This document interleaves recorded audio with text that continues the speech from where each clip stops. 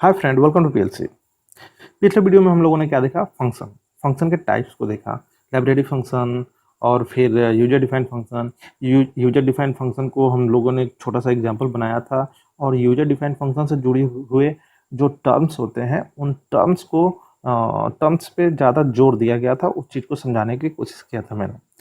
और वहीं से मैं फिर इसको शुरू करता हूँ। अगर आपने पिछला वीडियो नहीं देखा है तो ज़रूर देख लीजिएगा, अगर आपने देख लिया है तो ये अच्छे से समझ में आ जाएगा। ठीक है, तो देखिए, यहाँ पे तो आपसे कोई प्रोग्रामिंग कराने जा नहीं रहा है। कोई भी कॉम्पिटिटिव एग्जाम होता है तो वो आपसे कोई लैंग्वेज वगैरह का प्रोग्रामिंग नहीं कराता है, लेकिन उनसे जुड़ा जुड़ा हुआ कुछ टर्म्स, कुछ भाषा और कुछ नाम को ज़रूर याद रखना होगा आपको। तो जैसे कि यहाँ पे एक एग्जाम्पल आपको दिख रहा है, इस एग्जाम्पल में कितने सारे बातें छुपी हुई है, देखिए आपको अभी मैं समझाता हूँ। तो चलिए शुरू करते हैं। तो सबसे पहले देखते हैं कि इसमें फंक्शन जो बनाया गया है वो फंक्शन, यूजर डिफाइंड फंक्शन कौन है। तो ये आपका हो गया यूजर डिफाइंड फंक्शन। तो इसको मैं थोड़ा देर के लिए घेर देता हूँ। और ये तो है आपका मेन फंक्शन। मेन फंक्शन तो एकदम कंपलसरी है भाई, मेन फंक्शन तो होना ही चाहिए। ठीक है, तो यूजर डिफाइंड जो फंक्शन है उसको मेन फंक्शन में कॉल करके हम लोग अपना काम करते हैं। ठीक है, तो ये सारी बातों को मैंने समझा दिया है।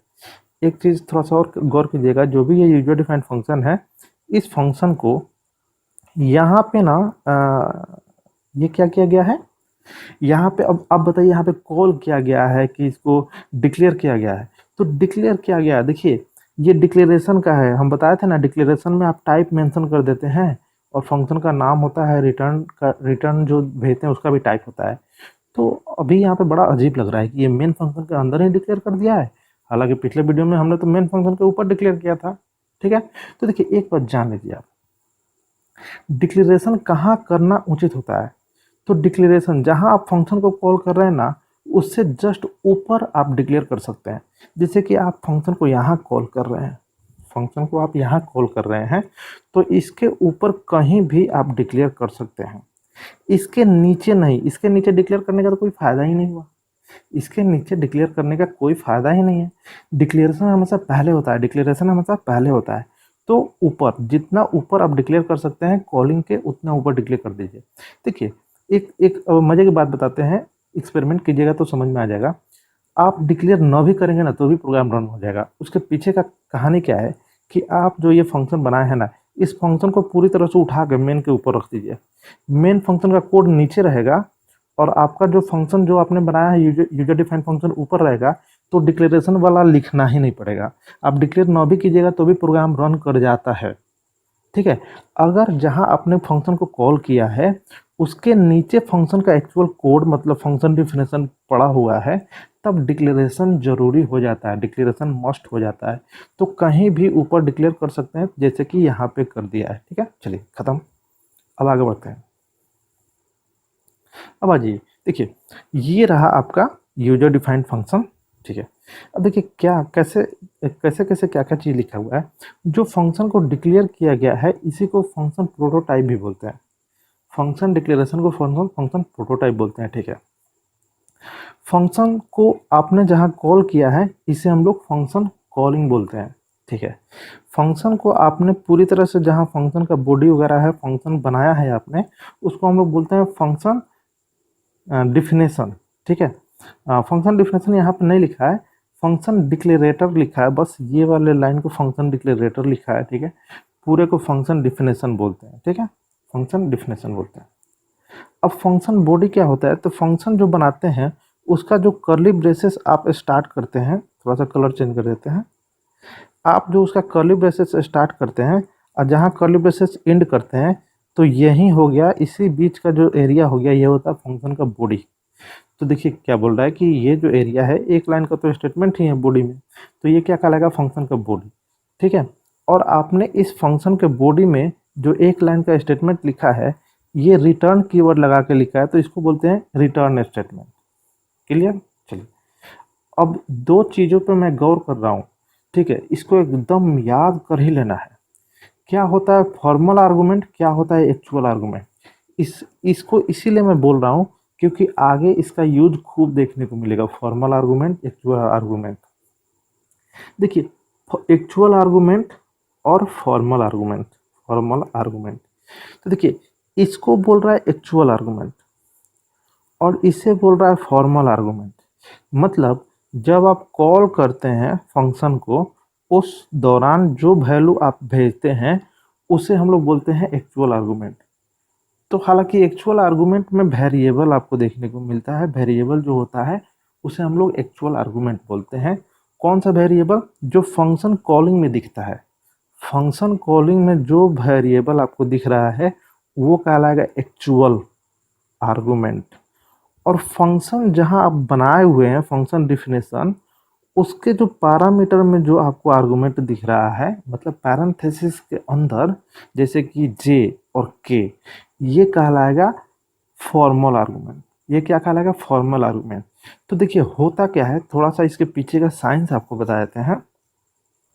जब आप फंक्शन को कॉल करते हैं तो जो एक्चुअल आर्गुमेंट का डाटा है वो फॉर्मल आर्गुमेंट में जस्ट कॉपी हो जाता है। जस्ट कॉपी हो जाता है। क्या बोले हम? कॉपी। मतलब क्या कि y का डाटा y में भी रहेगा, अब j में भी आ गया, z का डाटा z में भी रहेगा और k में भी आ गया, जस्ट कॉपी होके आ जाता है। ठीक है। तो एक्चुअल, ये इस तरह का क्वेश्चन बन सकता है कि एक्चुअल जो भी आर्गुमेंट है उसका जो भी डाटा है वो फॉर्मल आर्गुमेंट में जस्ट कॉपी हो जाता है। ठीक है।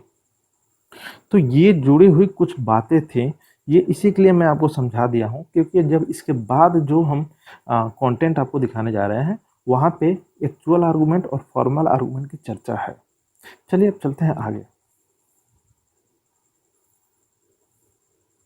देखिए यहाँ पे क्या है कि जब हम लोग आर्गुमेंट पास करते हैं तो तीन तरीके से आप आर्गुमेंट पास कर सकते हैं। ठीक है। थोड़ा सा मैं जूम करता हूँ।